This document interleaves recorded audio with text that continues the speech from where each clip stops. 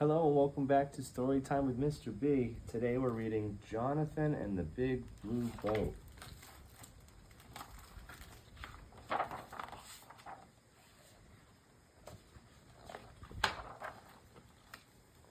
It makes me feel very small, said Jonathan to Frederick. He held Frederick up high so he could see the big blue boat too. Jonathan loved the big blue boat. He and Frederick would stay at the old wharf till sunset, looking up at its rusty blue hull. One afternoon, Jonathan's parents announced, "You're getting too old for a stuffed animal, so we traded your bear for a toaster." "Oh no," cried Jonathan. Frederick was his best friend. "Toasters really are useful," they added. That day, Jonathan walked to the old wharf alone. "Ahoy!" called the gray-haired tugboat captain. "Why so sad?" Jonathan sighed.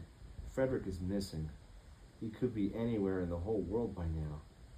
The seagulls made a lonely sound over the harbor. "A long time ago," said the captain, "the big blue boat sailed all over the world. My tugboat worked very hard in those days." Standing in the shadow of the big blue boat, Jonathan had an idea. Before long, the big blue boat was steaming like a tea kettle. The tugboat pulled it out past the buoys and into the open ocean. Jonathan was off to find Frederick. "Good luck," the captain bellowed as Jonathan waved goodbye. And that is how Jonathan came to sail the sea on a big blue boat. A storm gathered on the high seas. All through the night, the big blue boat rocked back and forth in the tall waves. When morning came, the boat was marooned. "Hello," said Jonathan to a mountain goat. "I'm looking for a bear named Frederick." The goat was startled. He had never met a sea captain before. "I've never met a bear before," said the goat, "but someday I would like to." Jonathan looked up. "I could use a first mate," he offered, "but my boat is stuck." The goat wagged his chin thoughtfully. He wedged his powerful horns beneath the boat's hull. The great ship teetered like a seesaw, and then, "Anchors away!" And that is how Jonathan and a mountain goat came to sail the sea on a big blue boat. Circus tents appeared in the distance. "Full steam ahead," said Jonathan to the goat. On shore, the circus was deserted except for an elephant. "We're looking for a bear named Frederick," said Jonathan. "I'm the only one here," the elephant replied. He lowered his trunk. "I've grown too old for the circus." The elephant looked very sad and very wise. "We could use an experienced traveler," said Jonathan. And that is how Jonathan, a mountain goat, and a circus elephant came to sail the sea on a big blue boat. "Pirates!" cried the elephant from the lookout perch.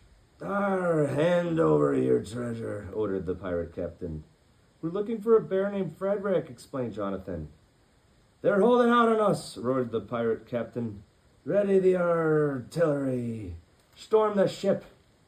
The goat wielded his horns.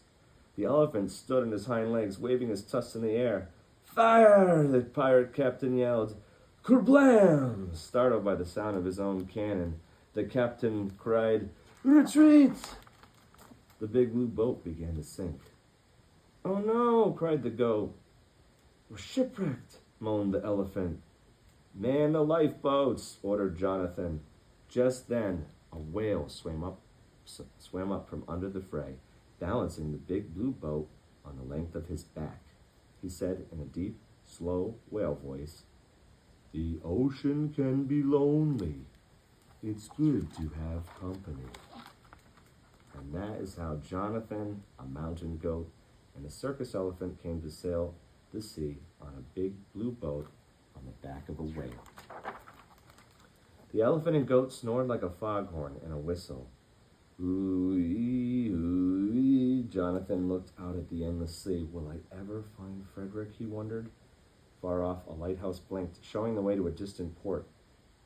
"Captain," asked the whale, "should we set a course?" "I'll watch the ship," said the whale.